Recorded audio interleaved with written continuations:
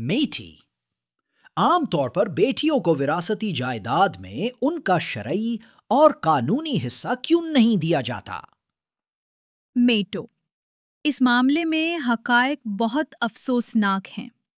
जायदाद की विरासत के वक्त या तो वालिदैन वफात पा चुके होते या उम्रसीदा होते। दोनों सूरतों में जायदाद का अमली कंट्रोल बेटों के पास होता और वो अपनी बहनों को मुख्तलिफ तरीकों से वालिदैन की विरासती जायदाद से महरूम कर देते। अच्छा, ऐसे होता? जी हाँ, ऐसे ही होता।